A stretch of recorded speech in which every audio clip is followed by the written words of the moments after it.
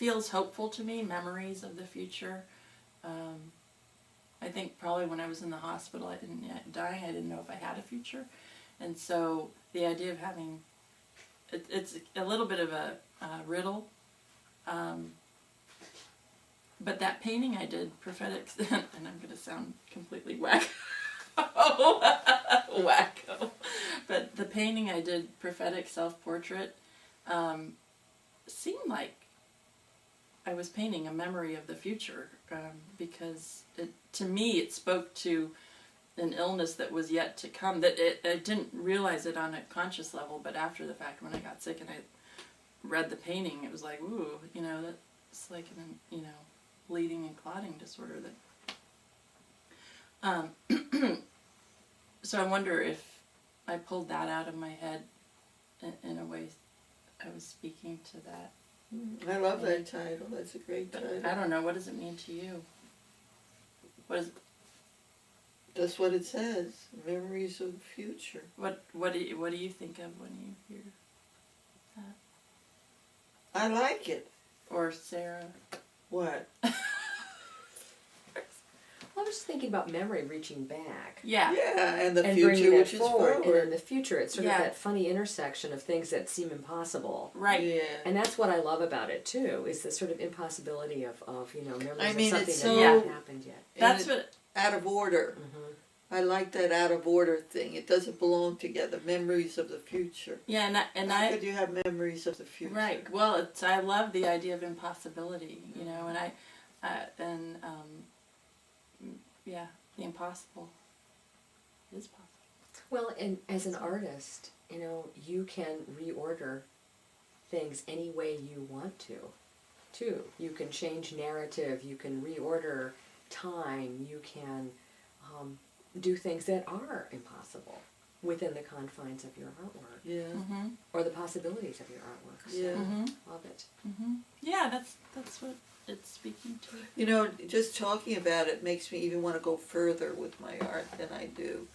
Either one wants me to be freer and release more of that freedom that's in there than I really do. I really want to be able to do that. Mm-hmm. Just We're go reaching for for it. the Just go for it. reaching for the possible and the Yeah, impossible. just go for it. Mm-hmm. Just go for it without being afraid. Without being afraid, is this too much, or should I be doing this? Just doing it. Right. That's what we have to do. Yeah, freely. Fearlessly. That stuff. Well, talk a little bit about healing in terms of your artwork. Well, when I started doing paintings related to my surgery and my loss, because for me it was a loss, even though, I miss that part of my body. But yeah, I did a few paintings to deal with that, and it was good. I did this hooray painting, which was kind of silly, and then I did a couple of others to do with breast surgery and body and this and that and this and that. Yeah, so it was a healing process for me then too. Come out of it like that. It was good. Well, I feel like I've thought about it. I got my degree in exegetical theology, and exegesis means to take. It's Greek for taking out. In this case, the text. But I think with art, it's like exegesis of the soul. Like you're taking out something that's invisible, and you're fleshing it with paint in some way. And I don't know. I wonder about that. If it's a way of, bringing forth something invisible in some mysterious way with paint, and it's healing. And then I think my hope is that others could connect to it emotionally, or that it would touch something, that it would be, a connection with For others others? to connect. Yeah, and my writing too, that would be my hope, that, and I think that's healing. When you connect to other people out of your See, that's woundedness or your vulnerability, I think that our wounds can connect us. See, that's the difference between Sarah and me. Because I don't think in terms of connection, but she does. That's, for you, an important, your spirituality is much deeper than mine. Well, I don't know about that. Yeah. Well, let's talk about that. Let's talk about the place of spirituality in art. Yeah. I'm thinking about the work that you do. Mm-hmm. I mean, much of your work days and evenings are spent, in times of, deep, sadness and difficulty. Does that influence or affect your work in any way, your artwork? Yeah, it does. I think it's, that was part of when I was in the hospital. I had been to seminary and then I got sick and I thought, well, if I live, which it's a sad thing when you see patients bargain, with God, and that's like, oh, you don't have to bargain with God. But I did it, but I did tell myself I would revisit, hospital chaplaincy, and so I'm doing that now. I work, in a hospice and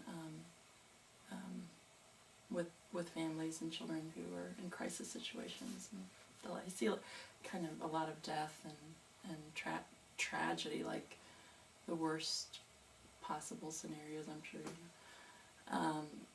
And so I think maybe the painting is a way to metabolize the grief, and there is a joyfulness in both of your artwork that is so palpable. I mean, physically beautiful and present and human and touched. It's not sort of at a distance. There's something very juicy about. Yeah. Thanks. That's good to hear. Yeah, I said the same it's thing kind of you subjective. said. Sometimes people don't feel that way. I'm glad to hear, because that's what I want to, bring forth. Joy to be, joy of life, living, to life. Yeah. And in the face of death and horror and tragedy, just that life triumphs. Sometimes you have to bring forth the tragedy, and then comes the joy. Well, let's talk about the two of you together as artists. The what? Okay. The two of you, us, the youth. Me, you. The connection. Mother, daughter. Right. Yeah. Well, I always kind of grew up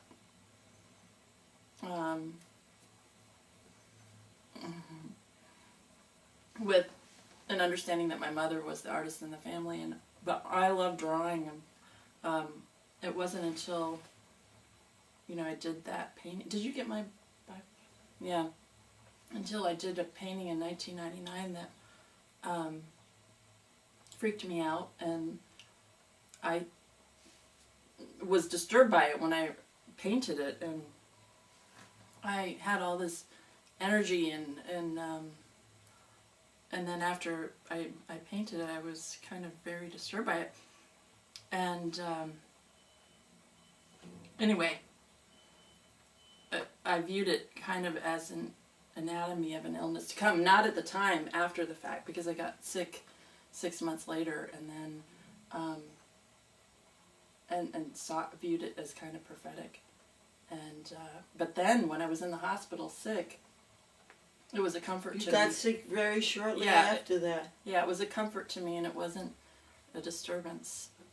So then after that, I took myself seriously as an artist, and although I didn't paint much after, because I was kind of freaked out by it, and then I decided, if I paint, I'm going to paint beauty and hope, and but I don't really have, sometimes I don't feel like I have control about what comes out, because sometimes I intend to paint something a beautiful flower, and hope, and what comes out is this edgy kind of disturbing thing. Oh no, I'm accessing some Well, there's a lot of beauty Inner in part of my psyche that I think there's beauty and edginess. Do you think that art is a place you retreat to, or a place that pushes you out? No, it's just an experience that I have to experience. It's just something that sometimes I just want to tell a story, and I don't know what it's going to be sometimes even. I'll just go to the paper and I don't know what it's going to be. And then I'll use the color or whatever I want to put on there, and then I see what it's going to be. That's how I do it now. Then I see the images I want, and I create those images. And then according to those images, if there's something I want to say about what I was trying to express, I put that in. Your work has an incredible kind of story quality to it. When I see something that is mysterious, or there's a bit of text in it, it just pulls you right in. I'll talk about that a little bit. That's the inner part of me. That's the part of me that I don't show to people. That comes out in my art. That's the core of who I am, I think, comes out of in my art. And I think,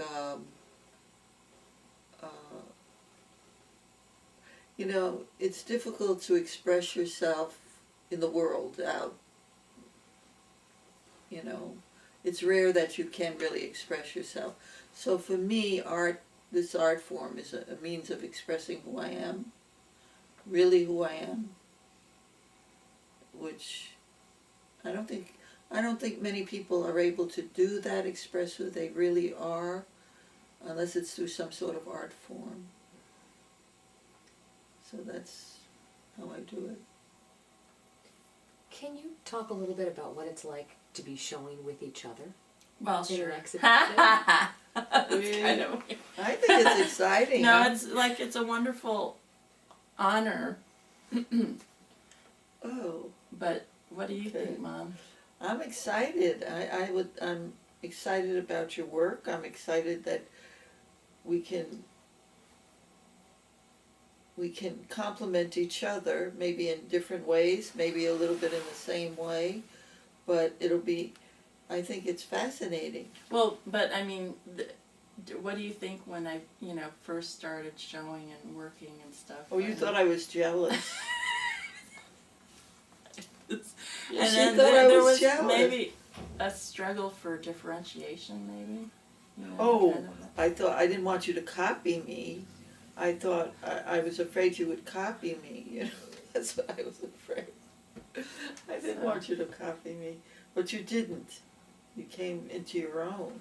Should I smile? Let's see. Be yourself. Be yourself. Be yourself. Be funny, Sarah. Be yourself. You should see some of the great shots I got of Connie. I had to erase all of them. Oh, you mind, we but could say- I look like I- 1,000 I- years old. I have a final thought. Okay, final thought. What, you- I love you, Mommy. Oh, I love you, Sarah. Okay, do it again. I love Love you, Sarah.